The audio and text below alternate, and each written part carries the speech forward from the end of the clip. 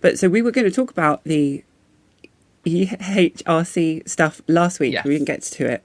Um, Mhm.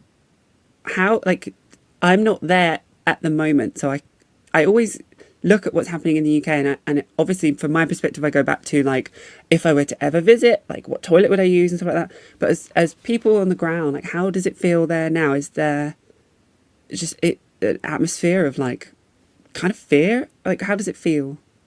And maybe obviously we'll go into what actually happened, but Yeah, I mean, I guess it's kind of tricky because day to day, and this is sort of the weird thing about it, is that nothing really changes day to day. You still carry on doing what you're going to do. You go use the same toilet you would have been doing, except now, basically, they got this guidance out that says if you do that, you could possibly be found liable for discrimination or harassment. crazy. There was like harassment for a trans woman to be in a single sex space. It is harassment. Is it, what was, but that's the word but they also- used. It's like being yeah, there. that is the It's harassment. specific term they used. Yeah, Yeah. and then but they've also opened themselves up to like getting sued no matter what they do, which is the really really Yes. impressive legal situation to have created in the country where everyone loves to take everyone to court. Is a really, really good thing to have done. Yeah, we're doing the So, purge, yeah. but for court cases. That's what we're doing. Yeah.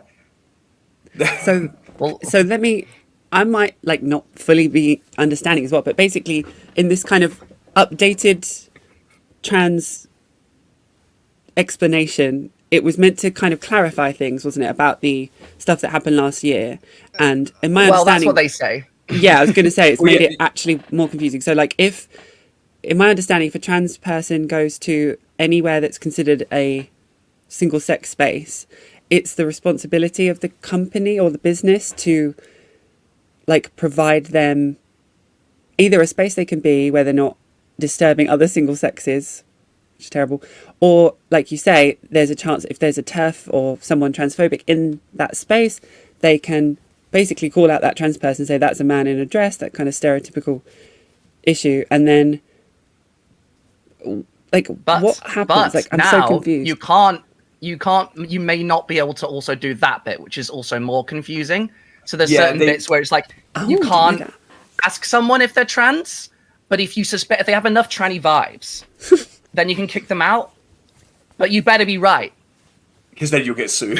You have done harassment, basically. You have done harassment to that person. So Oh, I see. I thought Like, they that really tried to reference- write "we can always tell" into the code, and I don't think it's Yeah. going to work out.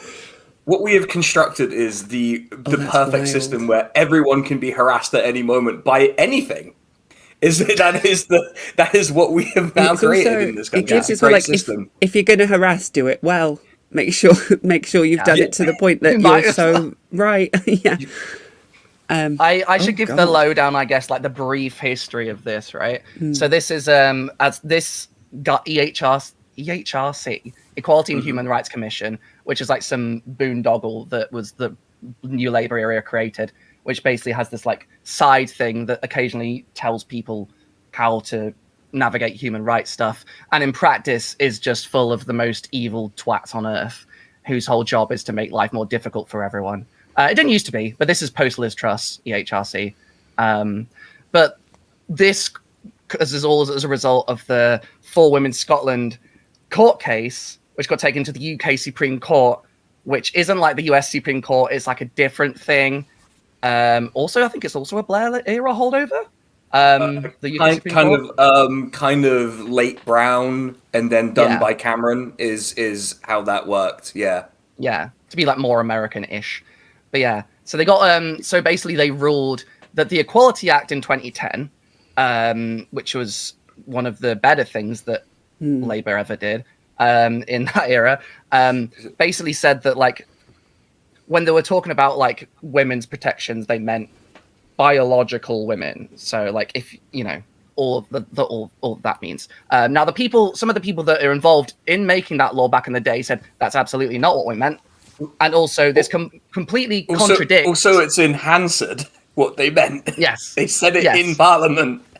Exactly, and this contradicts now this new decision with the Gender Recognition Act of 2004, I think, or 2005, which says basically that like if you transition, but this is like if you get a gender recognition certificate, so it's like a whole thing. But if you get one of those, then you are, for all intents and purposes, the sex on the new birth certificate that you've got through your gender recognition certificate, and then you can't be discriminated against for that purpose, which is still technically in law, but according to this guidance, isn't really.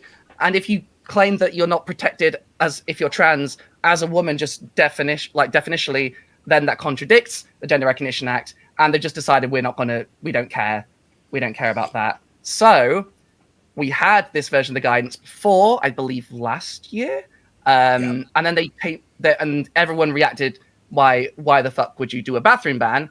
And it was real bad, and all these businesses were calling up being like, we don't want to be sued, please don't do this. So they took it back and they tweaked a few things. And I think, unfortunately, I got the idea that maybe it was going to get tweaked in a way that was a bit less awful. But it seems like they wanted to close some legal loopholes. And they didn't really much.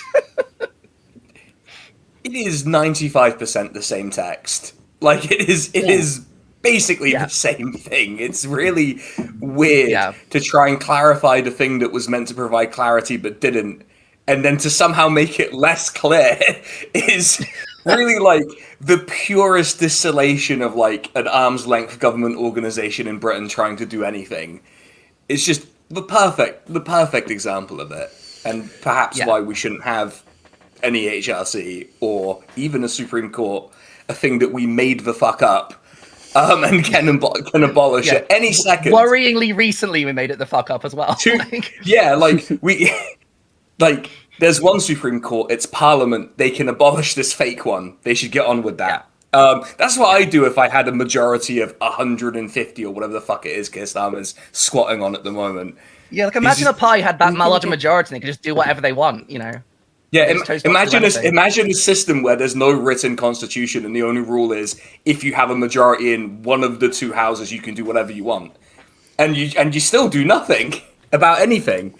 Yeah, this is the other thing that's important, I think, for people who are watching from outside the UK, is that the UK system is very different to, say, like the US. There is no written constitution, and Parliament is sovereign. Like, they can just do whatever the fuck they want. Yeah. There are some things that we can do about this. We can't do much by ourselves. But so MPs could dismiss this. There's a mechanism to dismiss EHRC guidance, which currently there's a petition around the Nadia Whittome, was an MP from around here, around Nottingham,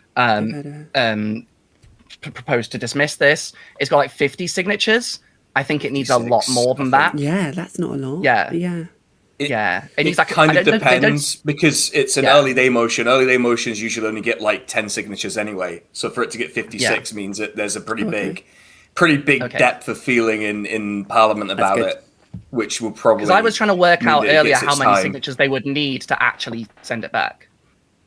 Oh, yeah, I would assume they would need to have a majority in the Commons to dismiss it come any debate, which they would likely not have because the Conservatives would vote with the 70% of Labour MPs or whoever to keep the guidance, to say nothing of like Reform and the DUP and all these other weird reactionary parties we've accumulated in our Parliament for the past like 50 years. So, yeah.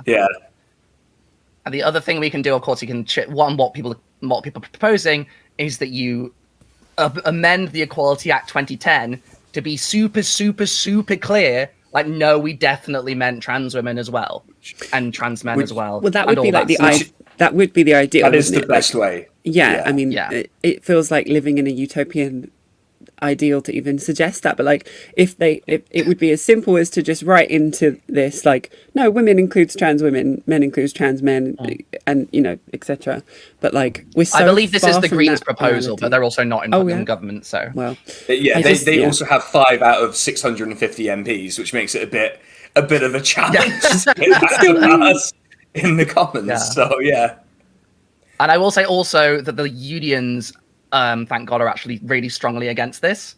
And if you know anything about the Labour Party people, it's funded by the unions, but also the unions never use that to get any leverage. So what if they did it for the first time? Probably not, but...